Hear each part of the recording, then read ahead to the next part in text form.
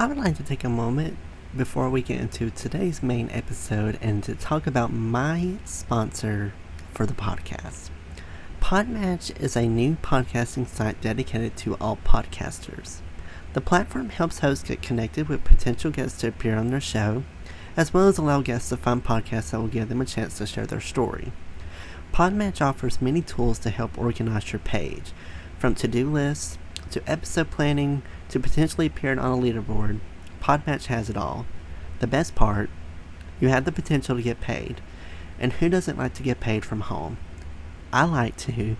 With an easy sign up, you can start connecting with podcasters and guests immediately. I have been a part of Podmatch since the beginning of May, and I have got to say that it was the best decision I've ever made because Podmatch helps your podcast grow. It helps you get connected with people that have very interesting, very compelling background stories that are just waiting for their story to be shared.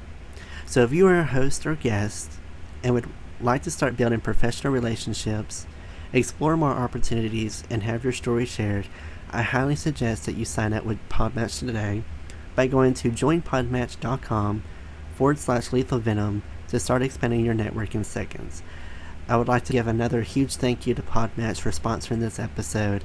Now on to our main episode, and again, you can sign up at joinpodmatch.com/lethal venom to begin your podcasting journey today. Hello, everyone. Welcome to the Lethal Venom Podcast, the show where I talk about anything I want the honest to God truth, no lies told. Today, I'm joined by Mr. Rory O'Keeffe. He is a commercial lawyer, entrepreneur, and storyteller redefining the future of legal services. He is the founder of RMOK Legal, an award-winning legal practice recognized for its innovation in AI, cybersecurity, data, and digital risk. Under his new leadership, RMOK Legal delivers proactive, scalable legal solutions that help clients sail ahead of emerging threats and opportunities. He's a trusted advisor to high-growth tech companies and established enterprises alike. Rory is known for his ability to translate complex legal challenges into clear strategic action.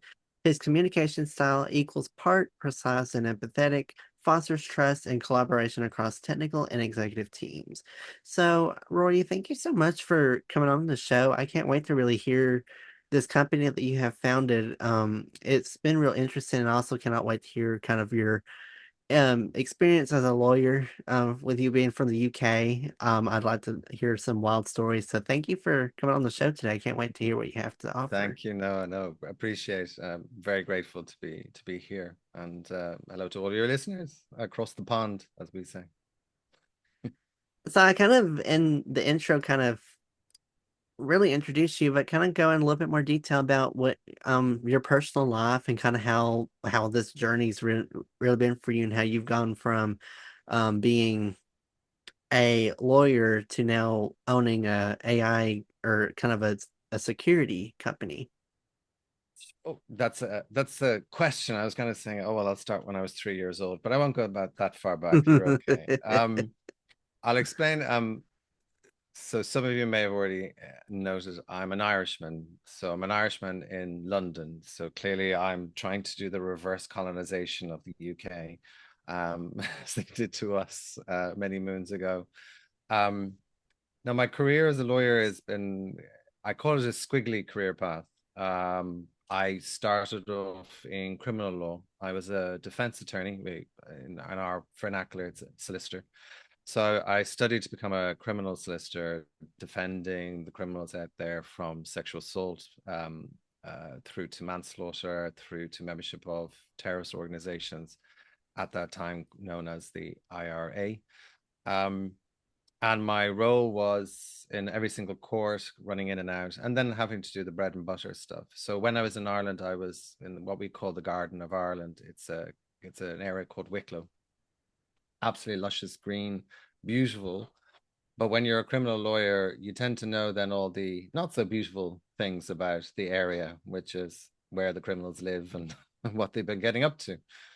And so from that, I took on a role which you didn't get paid at the time. You were lucky to get, and you were called an apprentice at the time. And like I had a master, It's very old-fashioned vernacular. Now we call it, a senior and a junior. But it was very interesting, and very vibrant type of work. You had to get your hands dirty. You had to get things done quick and fast. And then I did courses, got qualifications, went off, got a master's, did diplomas in arbitration and applied finance law. I say to anybody when I went into applied finance law, it's like pensions and mutual funds, securities, derivatives. And I ended that course knowing I never wanted to work in pensions, funds, securities, or derivatives. It was an unfortunate, expensive course to do, but I did it knowing that that's another place that I don't want to work in. I was quite happy with what I was doing. But then I moved into corporate law, doing mergers and acquisitions, and then moved into one of the biggest law firms for Ireland, doing energy construction. It was like liquefied natural gas, renewable energy, like wind farms. They're quite obviously, for Ireland being a very windy country, and we have wind farms. Solar, not so much. We don't really get much of the sun, so it's usually overcast most of the time. Um, we have a saying that we get 4 seasons in one day, and people don't believe us until they come visit us. And we said, yeah, you need to bring an umbrella with you no matter where you're going, because you're never too sure when it's just going to open up and pour again. Um, but it's a really, really great place to have started my career. And having moved through different law firms, different roles, working for state agencies as well as for private entities, I decided I wanted to go into technology. I think it was over 15 years ago, because technology it was growing at an exponential rate. There was so much going on that it just was very, very exciting. And at the same time, this happened around the financial crisis. And so then moved into an arbitration for 2 years. And after that, then went into full 100% with technology work. So I've seen the evolution of technology services across many, many different companies, where it started with outsourcing. So everybody was trying to cut costs by just creating these delivery centers. I worked for a company where the delivery center that dominated supporting North America was based in Argentina, and another then in Philippines. And then for my region in EMEA, European centers, it would have been for India, and I think was another center in South Africa, because of the time zone issues, language, and familiarity with that kind of accent. So we did that, and it was a very interesting shift in services, because then you had to expose yourself to cultural diversity. And I might have a legal team based in Bangalore, but the way in which you interact as a senior with juniors was very different to how we would interact in the UK as my colleagues in like Brazil, or in other parts, even in Canada. There's different ways of doing business, and you need to adjust and be that chameleon to adapt to how we do business there. Loved all that. Absolutely loved that. The cultures, the languages, all of those things I absolutely loved. And it helped that I was an Irishman, because we haven't conquered anything in the world, except taking a few spots in people's cities to create an Irish pub. That's pretty much as far as we went. But we've dominated in the world around. I don't actually think is something that I was told recently. I think we're the only country. Ireland is the only country that its national holiday is celebrated around the globe. And that's St. Patrick's Day. It's just odd how something like that has just emerged, to create that. So what I've done is I've then moved over to London just around the London Olympics of 2012, and absolutely amazing time. It was such a welcoming city. Everything worked really, really well. The teams that I worked with was very vibrant, global activities and deals, which I really enjoyed as well. And after that, then I said, okay, let me go into private practice. I'll go in as a partner, big team, technology again, supporting all these, you know, Fortune 500 companies, the big ones, the big names, because as you'd imagine, a lot of the big companies out there, their European headquarters are in Ireland. Now, I was based in London, but I can support them from London as well, doing either Irish law, European law, or English law. I was quite comfortable working across different jurisdictions. So after that, the it kind of got to a point where you were putting I was putting a lot of reliance on other people dictating where my career path was going. And I really wanted to control it myself. So it wasn't just somebody else sitting down with their quarterly performance review conversations saying we can do better, we can do more. And even though you've pulled out everything out of the hat, you really want to do more. But you're saying, yeah, but I'm not seeing any real returns. So I said, well, the best thing for me to do is put my money where the mouth is, set up my own, and implement AI and other legal tech tools that can simplify the service delivery to the point where I become a threat to the big law firms. So I've really, really enjoyed doing that over the last year or so. So there you go. The whistle top tour of my career path. One question that I have about you being a lawyer is, I don't know how well you keep up with political stuff here in the United States, and not like up in the presidential stuff, but in the more the legal system. What's your opinion of some of the outcomes of some cases that have made national news that have been that have gone through the regular legal process? Do you think that the legal system here is not the best when it comes to prosecuting and kind of putting the right people in jail versus the wrong people in jail? It's a tricky question because it's quite generic.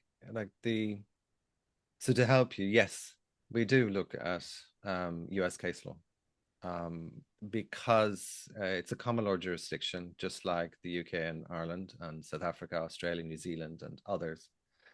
And the law that is passed by the higher courts and the US courts will have persuasive argument in our courts. It won't because, for example, the UK doesn't have a constitution, so it doesn't have to pay heed to that kind of structure. But Ireland does have a constitution. So when we're looking at the US constitutional amendments and the case law comes out of there, it's not exactly comparable, but it does help you formulate different kinds of arguments, or it kind of predicts some kinds of different ways of attacking an issue, which might merit revisiting in the Irish courts or in the UK courts. So we're not alien to it. We do look abroad to see, like if I take the types of cases that can come through, there's a lot more that can go through, say, state courts or state supreme courts, like your Alabama. So that hasn't actually come up an awful lot. We more, I think, the greater focus for what I've seen is either New York, Delaware, California. They come up a lot. So when they're using choices of law, they look to everybody seems to like to go to Delaware because it seems to be neutral. It's neither friendly or not to either side. California, because of their data privacy laws, they're a little further ahead than other states, in our views, by comparative to what we have in Europe around GDPR and things like that. But what I have many clients who are global in nature. So they are looking at across all states because they're trading into all states, or they've got businesses there or clients there. So they can't ignore the local law implications of where they're doing business. So you can't ignore it. And you'd be silly to. You can learn a lot by other jurisdictions and where they're going. Like, for example, I talked about artificial intelligence a lot. Everybody has. It's been around since the 1950s, just in case people are wondering, but it's just received a lot of attention in the last 3 years because of ChatGPT, OpenAI. But the idea around it is that there's been a lot of debate around which jurisdictions and countries are developing more, I suppose, business-friendly models rather than stifling innovation. And the European Union came out with their own Artificial Intelligence Act. That sounded great. But is it?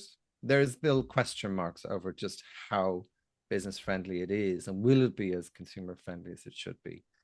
Whilst the US took one approach under President Biden, now is taking another approach under President Trump, and that's changing the way in which people do business, not just when they're inside the borders of the United States, but actually more globally, because maybe there are things that we can learn from the approach, taking the more relaxed approach. I say that very loosely, by the way, because it's more like less red tape, more encouraging of innovation than what the European Union has come up with, because the debate, it hasn't been completed on whether that is a good model or not. It certainly puts in a lot of safeguards protecting people and citizens and children's rights and online safety. But, we can also look to Singapore and Japan. They're pushing out an awful lot on that point. We even look to China, by the way. Not necessary to do the copy and paste of what they're coming up with, because that's a very different legal regime. But it's more just to see how we can stay ahead, and as lawyers, how can we come up with the solutions rather than be the naysayers when business come knocking, saying, how can we do this?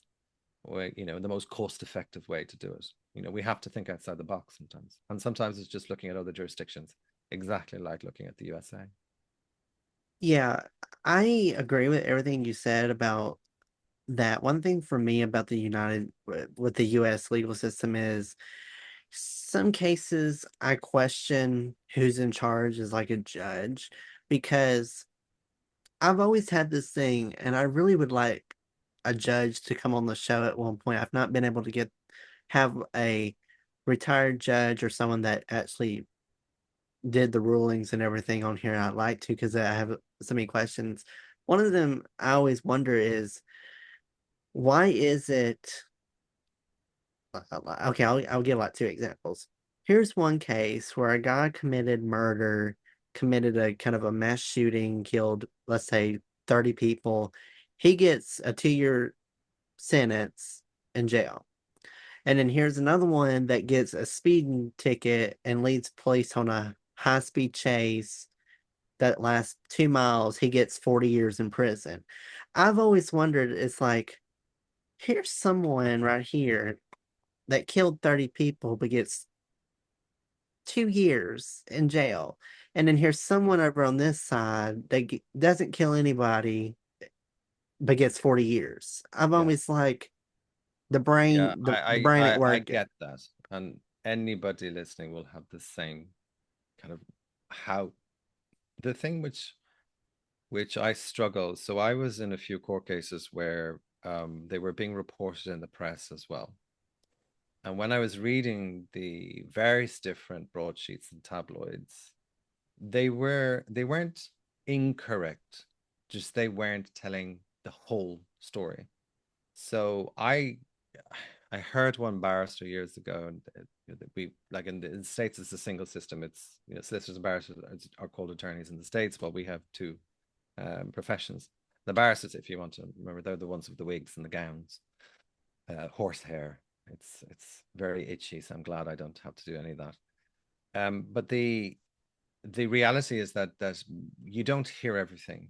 There's a few things that can't be presented to the jury for legal technical reasons, because the evidence itself isn't robust. There's reasons why it can't. It was obtained legally, wasn't under warrant. There's usual stories, but there could be other reasons. Or there was contamination with the DNA evidence itself caused by the pathologists or the forensic experts. So they get extracted out. But other people just say, yes, but the person murdered them. And this is the question even law students have to grapple. He said, if you start with they killed somebody, well, then clearly they're guilty. He said, are they though? Because the first question is, were they under duress? Is it self-defense? Were they had any mental incapacity when they were doing this? And not to say that it is a justification for what happened, but it is part of the picture which needs to be considered by the judge. Now, I'm not familiar with the rules of the courts in the US, but the Superior Court rules, for example, in my jurisdiction, there are sentencing guidelines.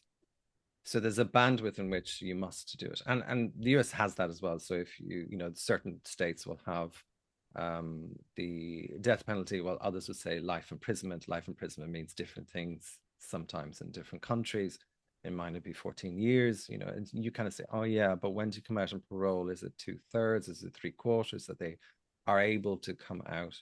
And part of that is annoying because part of that's down to the capacity of the prison service. So we have those things to balance in the conversation as well. Before a judge, it is an extremely difficult job to do. I feel it's harder to do in the States because judges, in most part, are elected to position. And where they're elected, they're not elected in ours. They're appointed, and that's it. There's a process similar to your Supreme Court, the main courts, where they have to be vetted and tested and confirmed. Yes, but once you're in, you're in, and that's it. And the only way to take you out is by impeachment, or resigning, or worse, passing. But the attitude is that they have earned their stripes. They are impartial, and they're not influenced by anything like securing the next set of votes, for their position, to maintain their position. And that's not for me to judge on whether that's the right or wrong process. That just is. And that's the one you live with. The one I'm familiar with is you're appointed and by your peers, or appointed by government, depending on the particular position. But once you're in, you're in. That's it. Can't be changed. I feel that and the sentencing guidelines allows people to gain a sense of justice and fairness through it.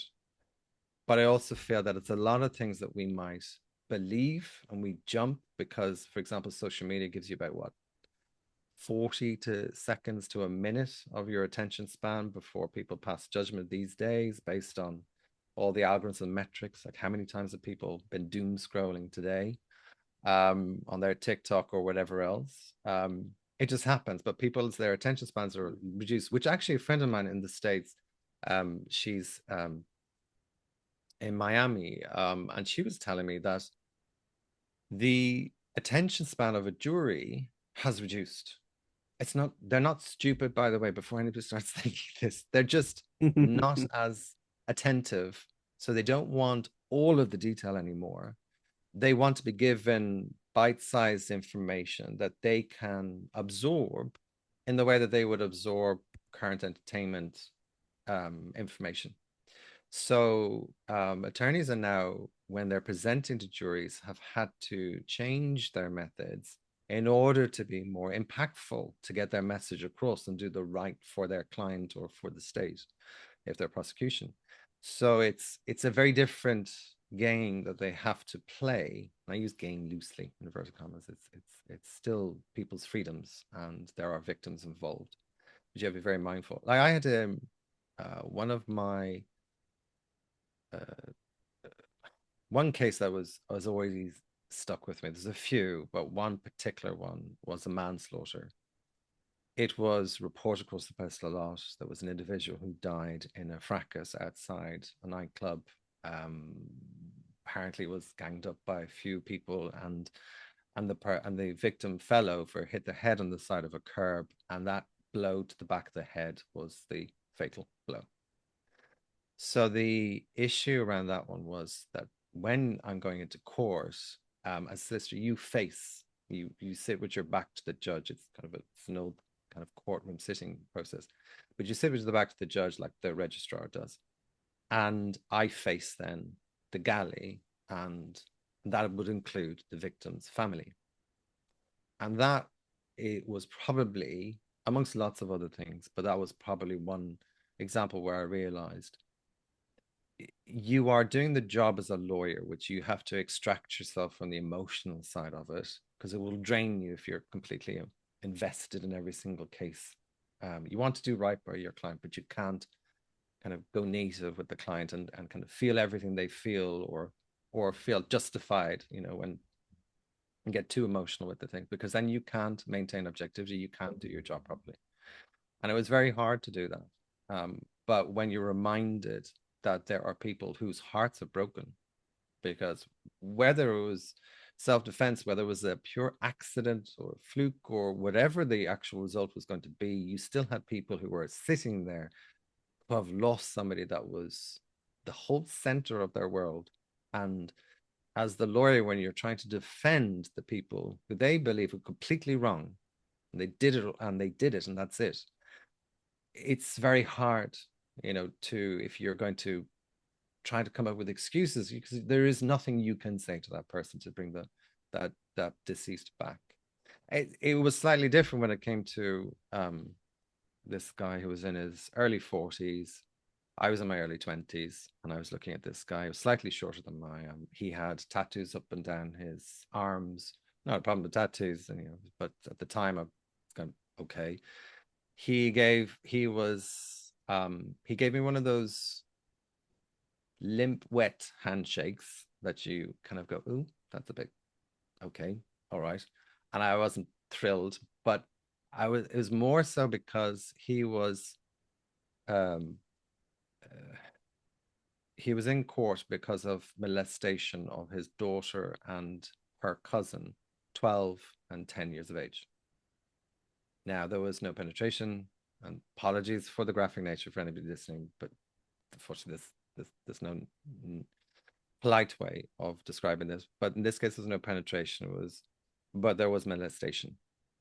And this was a case that was brought many, many years afterwards, because in those instances, it's very likely that until you grow up and you can start addressing the trauma that you went through, and you build the courage to, finally take charge of your life and take charge of that instant, and pull the pieces together and present it to the police.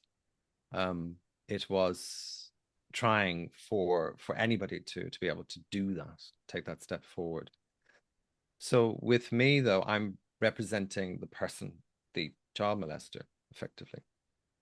And I'm in my suit and I'm feeling very empowered because I have the briefcase and I have the notes and I have the law and I have the technicalities that I can challenge. But I read the book of evidence, and in my mind, on balance, I'd struggled to find a way out for this individual. And the one thing you can't do as a lawyer in these instances is to ask your client, did you do it?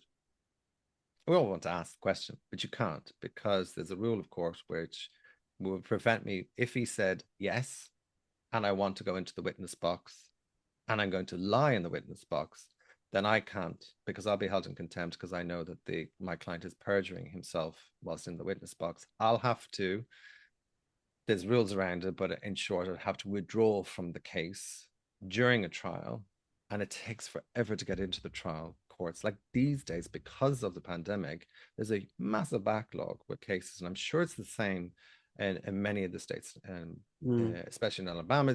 It just is. There was a friend of mine. She told me that her case. She's a barrister in the High Court, the Royal Courts of Justice here in London, and she said her trial date now is in 2029. I said, well, what happens if the lawyers retire or something? That's just going to extend it even further. Like, have they not thought of anything to try and maybe get an AI judge out there and train it to get through this a lot faster for people? Because people's lives are typically put on hold, or at least a part of their life is held up by thinking and revisiting this. So if you imagine going to a child molestation case, you've got somebody who's been dealing with that for maybe 10, 20 years, and they've had to relive it at different points, suffering PTSD or worse. And then they're suddenly having to relive this as part of a court case. So in this scenario, I found that was my boss at the time was telling me, Rory, goes with the territory of being a criminal lawyer. You need to learn objectivity, otherwise this will destroy you. And there's many lawyers who just can't do criminal law. They're much happy to do corporate because they don't have to deal with these kinds of issues. It's a different kind of trauma that you suffer as a lawyer working in corporate. Very different egos that you have to work with, and very different demands on your time. In fact, you have no time if you work in corporate. But in criminal, you know that when you're standing up in a course, and I could have a docket of maybe 30 cases that I have to go through in one sitting in the court that same day because it's small cases. You know, burglary, theft, stabbings to fracas or just GBH or something like that, where you're just starting off cases and the judge is just trying to assign it to a date for hearing. You go through 30 of that, you have to be on the ball, you have to be alert, you have to be there, and your clients are expecting you, you know, to keep them out of prison as much as you possibly can. But once they go into prison, well, then they're in prison. Then I have to go in and visit them in prison, which is an experience as well if you've never been inside a prison center. But for the lawyers, we go in, we have to talk to our clients. That's the only place you can talk to them. Nothing can be exchanged. It's not as nice as what they have in the movies, at least in the Irish prison service. It was very much nothing. There's bricks basically preventing anything going underneath. There's high glass over it. You can't lose anything over. There's everything can be seen through by the guards, even though they're not in the room. Everything is like kind of plexiglass type look into the room. And despite that, I did have one client who was criminally insane, effectively. We call it diminished responsibility in the attack that happened. And he decided during that moment that he wasn't happy with my counsel with me because she was asking questions. And the question was simple, because he said to us, I went up to the Dublin Mountains. And so when I was up in the Dublin Mountains, I spoke with the horses, and the horses told me to do it.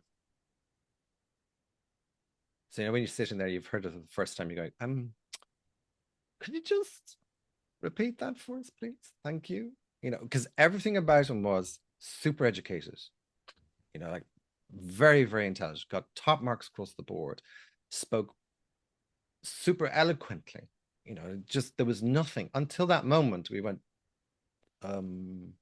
we might have a different challenge to this case now based on these responses. Is he trying to be funny? Because this is not the time to be funny. So it was, I was quite taken aback. And at that time, I was so junior, I was just more or less taking notes. And you're sitting there going, should I write this down? Just not too sure what to do. So I turned to counsel and she looked at me as well, go, and this is counsel who is now one of the highest judges. I won't say too much more because I don't want to breach any confidence in this. But she turned to me and she repeated. He didn't like repeating himself, so he decided in that moment he didn't like her. So he lunged over the table straight for her throat, put his hands around it, put her straight back against the plexiglass, both of them standing. I was trying to, but before I even could get out of my chair, the guards had rushed in, pulled him off her. And then, you know, I was like, well, we're going to take him back to his cell. We're going to have to do this, yada, yada. And there'll be charges levied against him because of that incident. And I turned to her and she had one of the best looks where she was going, yeah, she was not unfazed at all. She was going, yep, yeah, okay. Well, if he wants to continue the conversation, we can. I was going, what are you like are you like some like I'd never seen anybody so calm. I said, has this happened before?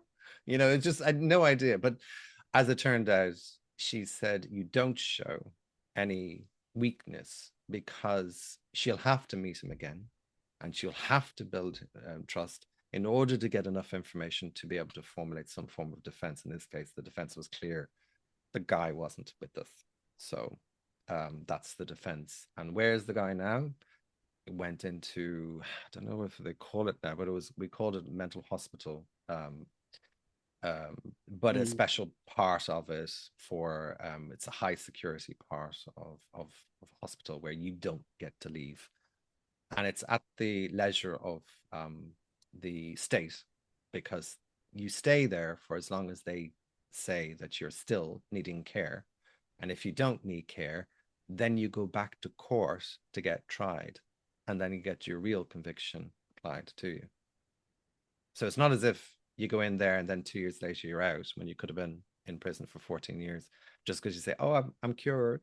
So no, you go back to court and you're going to get tried now that you can tell us and remember all these things that you may or may not have done, because obviously alleged will still apply. I'm trying to sit here and think what it's called here because when you said like a mental hospital, I feel like we have I knew exactly what you meant when they send certain people there. I don't want to say psych ward because I know that that's probably not the name of it, but I Hmm. feel like that's what we call it here. It's kind of like the psych ward. They kind of go in for a mental health reevaluation or evaluation. Sometimes they even go for a reevaluation. Um, but I I feel think like, it could be called like, yes, psychiatric hospitals, yeah, and then behavioral health facilities are also what you can also do. But when it comes to criminal sanctioned individuals, it's high security psychiatric hospitals, or ideally something separated from the public anyway arena. yeah, I don't know about. I've never really heard a lot about. I've never met someone that's personally been in a psych ward before. Now, I've had people that have been in psych wards before, but went due to mental health reasons. They didn't go for criminal reasons. Mm. So they weren't in there as a criminal. They were in there for as a kind of a person to get help. Um, but when you were telling that story, I was just thinking the whole time when you said that he lunged or at her, the thing that had been in my mind, well, I would have been like, well, at least that wasn't me. Oh, well, I The am whole time human. I would have been like, I I would have am been like, human, but you don't have much time to think. Like I've heard stories from other friends of mine. There was a friend of mine who was in a negotiation in Moscow. Um, and apologies if any Russian spies are listening to this, or Putin protagonists. But they've but bless them, the issue we had with he went in, and he's originally from Syria. He's Australian as well, so he's got a mix of lots of things to be. And he goes in, have a negotiation, and sometimes negotiations and just commercial contracts can get quite tense. But what happened to him was similar idea. The guy on the other side was being the big alpha male, decides to grab him by his lapels on his suit, push him up against the wall. And I said, because he wasn't happy with the fact that, you know, the it wasn't, we weren't agreeing to whatever their demands were, it could have been pricing or something like that, whatever, it doesn't matter. But the result was that I'm going to tell you the story, and I want to believe this is true. I know people can exaggerate after the fact, but oh he said yeah, he just turned to the guy whilst the guy had him up with the pals against the wall and just said, um, "We can. This you've got two options. We can either take this outside, you and I, and decide this out, or you can let your hands go, and we will leave and arrange another time to continue these negotiations." And he said it in such a manner without losing eye contact or anything. And I'm only paraphrasing. I'm sure he said it, you know, something better from a Hollywood movie style. But the other guy, as a perhaps cultural, perhaps just this guy was one of those, respected his response and said, okay, we'll arrange another time. And then I asked my friend, did you? He said, no, I'm not going to do business with psychos like that. I was going, okay, that's a bit strong, but I get it.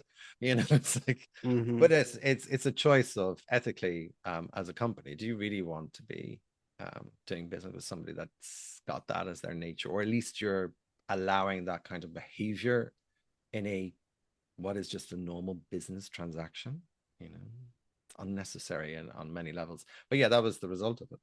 It happens. It doesn't have to be anything connected to these kind of tense criminal scenarios. It's just your choice of how you react, um, if you're prepared. yeah.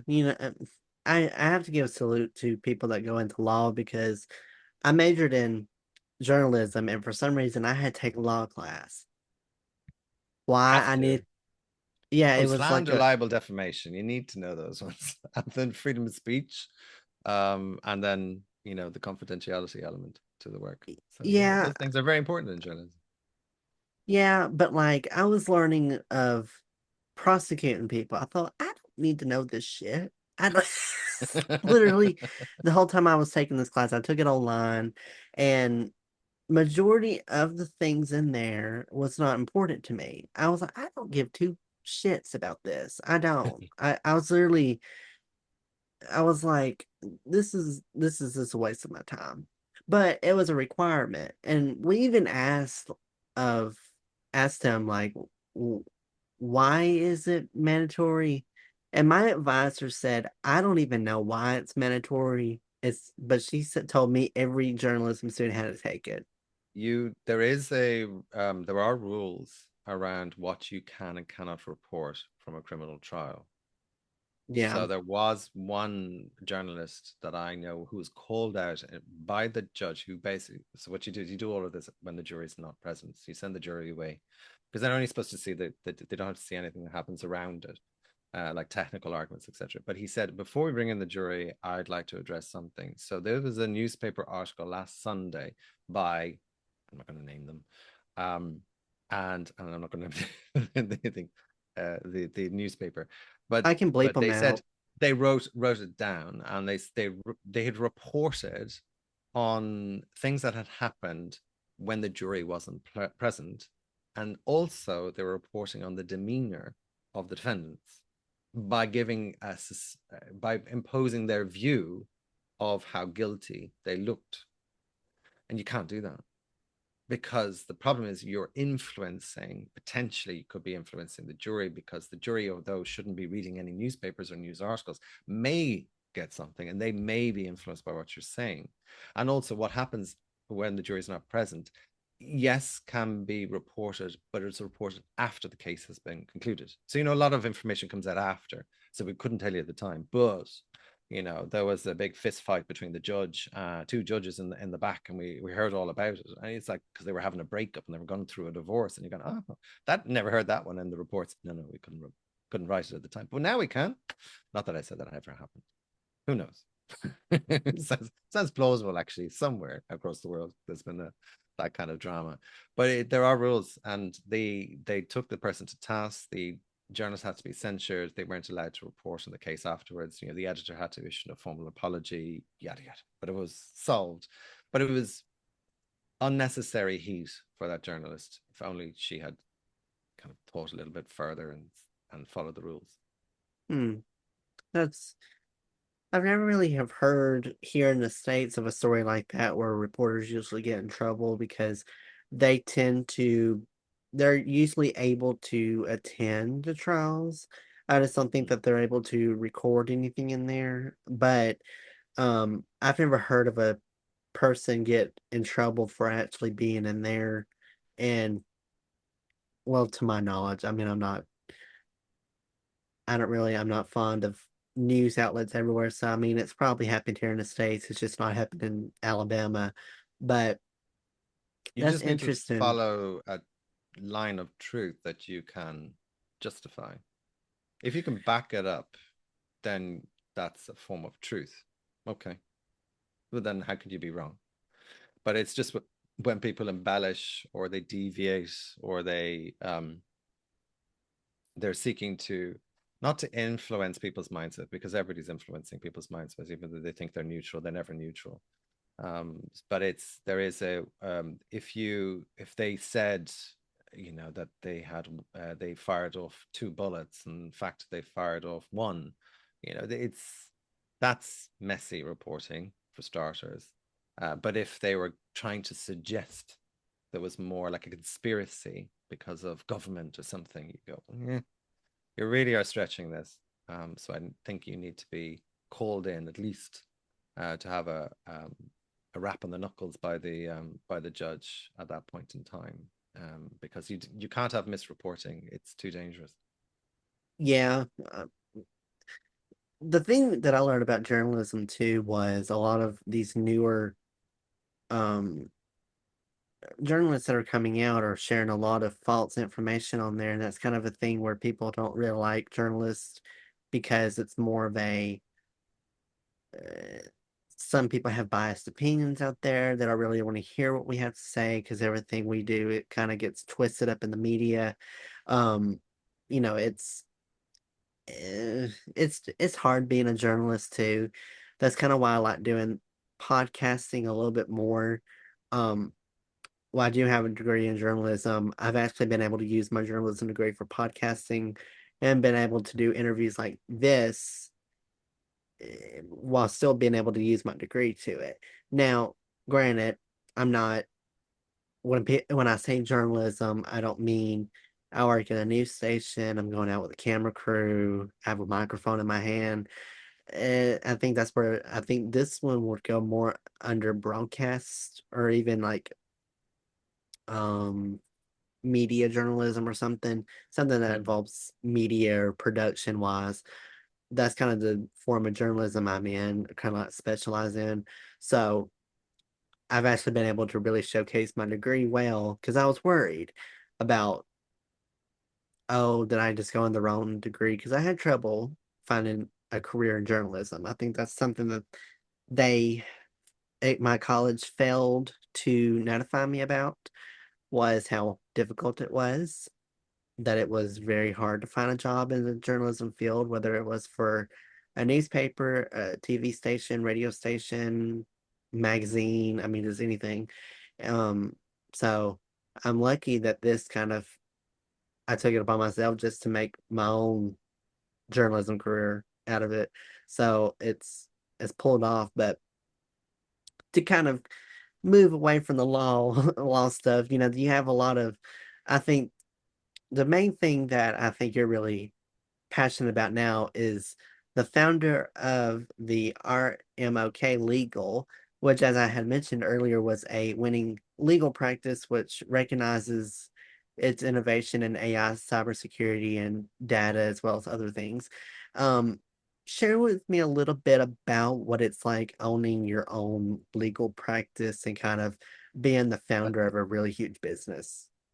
wow. I think that if I was going to be honest, I'd say it is when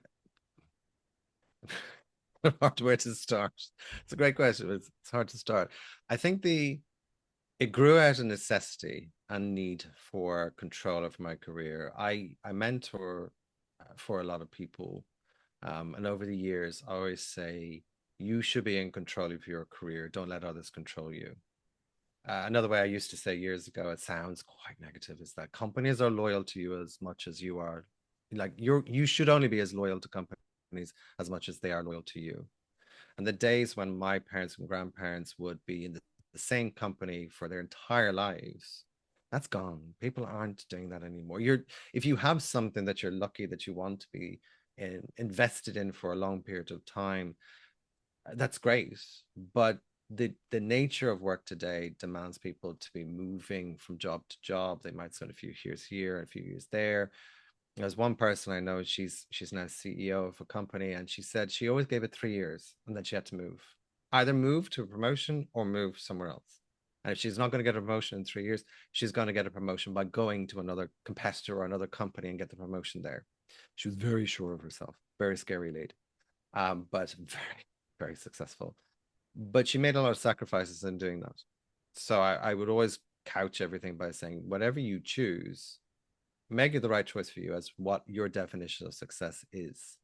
And my definition of success used to be in my 20s was all about moving up ladders, whatever the ladder is, whatever the next ceiling is that you have to break through, whatever the next title that you're supposed to get in your grades. And in law, you start as trainee, then you go up to solicitor, then associate, senior associate, partner, equity partner, consultant, retired. You know, um, and that was a very linear path, which then was taken away, because of financial crisis. I was working in construction during the financial crisis. Obviously, that was the end of my job because there was going to be no construction because there's no mortgages. So that was an easy, oh, I need to pivot to something new. My company at RMOK Legal is intentionally in between the in-house and the law practice regime. I kind of translate for both because in-house teams tend not to enjoy extracting outside counsel, because the law firms are saying, oh, I'll bill you by the hour, we'll do a fixed fee, it can only do this much. And then they'll suddenly have 10 people billing on your time, and a partner swoops in at the end and then gives you a great job. Quality is amazing, turnaround is amazing, but the bill is eye-watering. And then there's other firms that try and reduce that down, but they're stuck because either their overheads are too big, or their costs for licensing, costs for insurance, that skyrocketed as well for many firms over this side of the water. So it kind of gets to a point where they say, well, I can't reduce the pricing much further, or else I won't be making a profit. And it's still a business that they're running. And on the flip side, you've got these in-house teams who are being told they need to cut costs big. And the easiest to cut costs is payroll. And that's why AI is such an attractive offering, because it could theoretically remove some of the junior staff members you would normally use.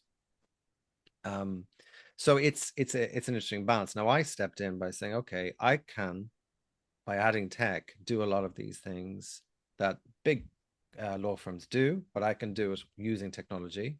I don't have to have a physical place of business. I can work virtually. Like this Saturday, I'm heading over to Brazil for 2 weeks, not for a holiday, mind you, but I'm going over to Brazil, and I will be working from there because I have all the security measures in place. I've got all the protections, and I can do the work from there. What does it matter? Actually, it actually works to my advantage, because most of my work for the next 2 weeks are supporting the US. So I'm actually closer in time zone to them. So it's going to be actually much better for my work. But I haven't told them that because they're quite, if they knew that, then they would use up more of my time. Fingers crossed this podcast doesn't get released to them before I get back from Brazil.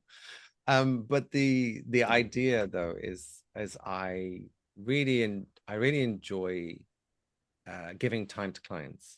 When you're in a law firm, you don't have the time because you're switching on a 6-minute intervals billing process. And if you give them small talk, if you actually invest time to understand who they are, where they're coming from, what is their business, where their concerns lie, I always feel if you learn what people are all about, you'll be able to tailor your response to what they actually want, not what you think they need. And it's quite arrogant of lawyers to just say, well, this is what I did for 10 other clients. They're all happy with it. Therefore, you must want this as well. And they'll say, no, I might be the 11th client, but actually, I don't want that. I never wanted war and peace. I just wanted a small answer, and I needed it 5 minutes ago, and you're already late. And why did you do all that? And why are you giving me a big bill for it? So I kind of wanted to kind of disrupt that pattern that emerges. I'm not by in a second trying to tell you that every single lawyer does this and every attorney is going to be trying to fleece people of money and all that. There are many out there that are trying to do the same thing that I'm doing. But the reason why I set up my own business was to do that. Now, what I learned, the first mistake I learned was I seemed to think that sales and marketing were the same thing. I don't know why. I've always known that they were separate, but for some reason I thought when you market something, it's the same as selling. I said, no, it's not. So that was my first confusion. The other one was I dipped into using certain tools, which I now describe as the shiny object syndrome. You got this amazing sales pitch, you got the deck, you got the pitch. It sounds amazing. You look at their tools, they get the demo, it's got amazing dashboards, it says it does these amazing things. And then you say, sign me up. Brilliant. I have a trial period of 2 weeks. Sign me up. I'm brilliant. And then the cracks show. And then you go, what have I paid money for this? And I can't back out of it because it's a year-long contract with them. We have to make this work. So that taught me about you're going to make mistakes. You're going to make unwise investments. You're going to take a risk in areas. It might work, it might not work, but you have to be willing to take the risk, or else you're not going to move forward. I've told so many people, my mentees and people that I've worked with, this is what you should be doing. Get out of your comfort zone and get out of your way. And then I think it was one of my mentees said the exact same thing back to me, which is a bit unnerving. Nice that they remember, but also a bit unnerving that I have to be told what I keep telling them. So, practice what you preach. So I had to do that, and I had to revisit things, and that's also a reason why I set up my own podcast, um, for like in-house counsel on tech law matters, because I wanted to give a voice, a different way of attacking an issue, a different way to bring a new viewpoint to my niche audience. And to all your listeners, I'm extremely grateful they've lasted this long listening to me. But it's that thing. Now, setting up a business, I would say for a few people, get your funding right. Before you can do work it out, you have to start out your product, make sure your product is clear, make sure Mm. you know what you're selling, keep it tight. Don't go and sell everything, because it's like the scattergun approach. You're just not going to land with anything. You're best being very targeted on what you're doing, work out what your niche is, and then work out your price, and then work out what time you have to devote to this. Like many US law firms will demand 16-hour days and weekends from you. Is that the life you want? And I come back to the definition of success. For me, I have a family. I have kids. I enjoy I enjoy baking, not cooking. I'm a really great cook, but anyway, I'll make a Sunday roast. But I enjoy those things because it's more stress relief. I love music, always have. I love comedy. I love going back to visit family in Ireland, um, despite the weather. I actually I don't mind it. It's nice. I love meeting with new people. I love traveling. So all of these things I still want to be able to do. So I can't allow a business absorb all of that time just for the sake of putting more, dollars in my account.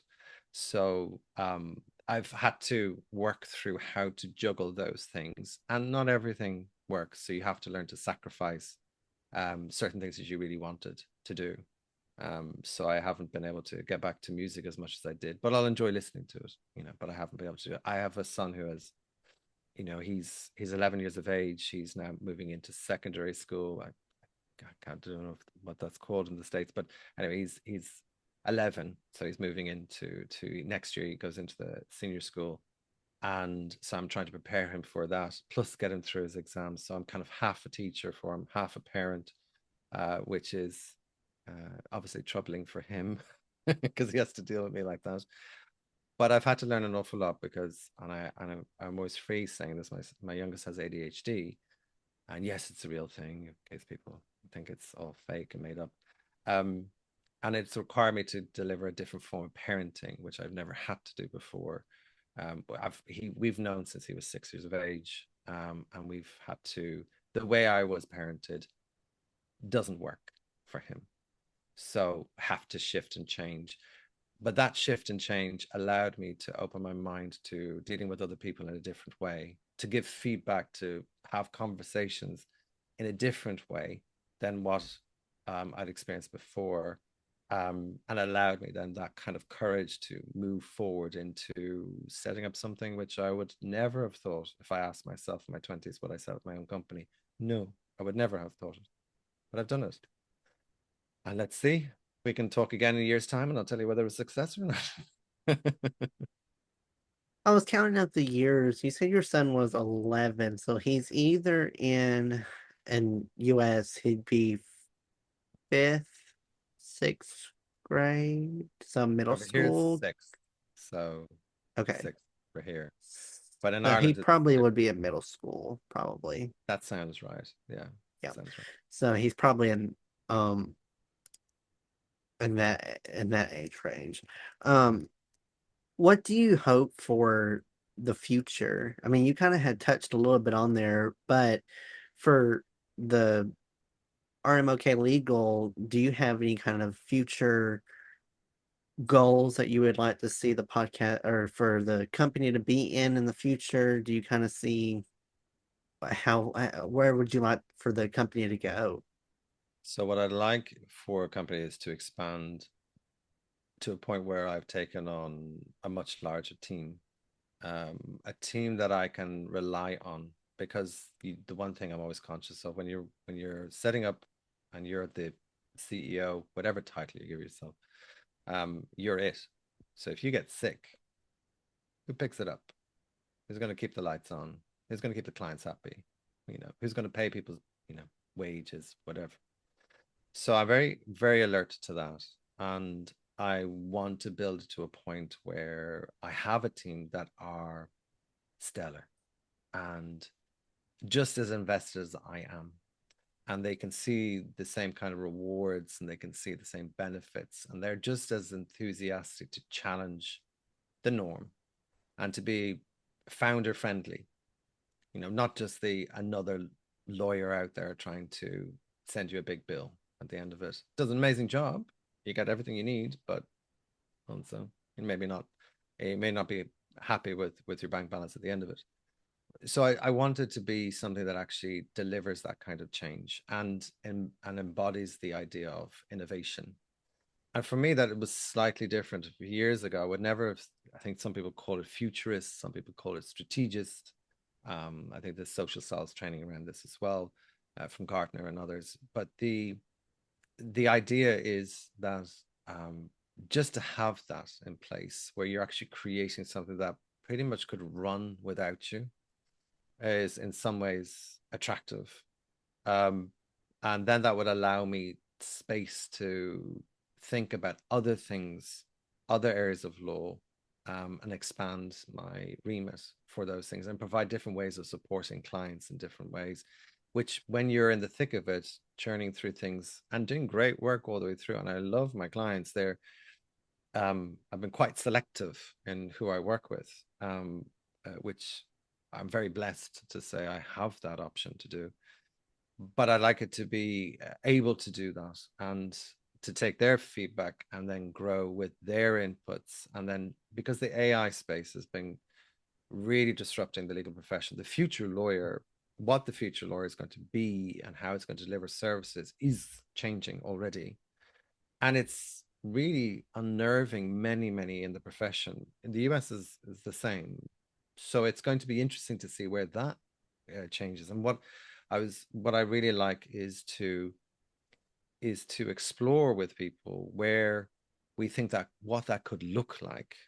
Um, it's it's a bit like when in London, in the center of London, medieval times, we had paralegals effectively who were scribes. They took out massive sheets of paper, kind of waxed paper. They take out the quill and the ink. They would write all these deeds for land and wills and probate, etc. So they do all these things, but you got paid per word. That was the idea. Amazing, beautifully written, um, amazing handwriting. Wouldn't even get a job. My handwriting is so awful now. I've been using computers for so long. I can sign my signature, and that is nearly illegible at this point. I might be a doctor, actually. That's probably what I'd be useful for. But the theory around it was that they had thousands of people in a part of London that was around Holborn and the Royal Courts of Justice. And that area of London was always there for those people. Now, when the printing press took over and people started being able to describe things by using typewriters and such, that profession died out. The whole type of people gone. For other people, they always say these that's where it's going. So then when the internet was brought in, a friend of mine told me today he had a computer, and I don't know if it sounds right. He had a computer with 100 megabytes of storage with 16 RAM. That was his computer. I looked today, I have a MacBook, and for the update, it was 17 gigabytes. So the computers of old would never have been able to tackle the level of ingenuity and data that we have in our technology today. And it's fascinating, but we've seen so many changes of different ways of working, different types of lawyers, different things on how we're doing. We're trying to streamline property into more automatic rather than requiring so many inputs from lawyers, doing the same thing with wills and testaments, doing the same thing in lots of fields, even in contracting. We're trying to improve how we sort out contracts and agree contracts by using technology. So each of those things means those lawyers who were used for those areas won't be as important in the future, and they may not be important at all because we won't need them anymore. In the sense of delivering those types of services, what we won't lose, in just in case any lawyers are listening, is critical thinking. So we will still need that yes, somebody might be doing property documents for them, but the fact is, the disputes around boundaries, territory, noise pollution, air pollution, light pollution, all those things, environmental assessments, pollution assessments, all those things will still require a lawyer at some point. It just doesn't require all the grunt work, the basic stuff to be done by a lawyer anymore. And for some law firms, that's a large chunk of their business. So if that's cut out, what do they replace it with? Or do they downsize?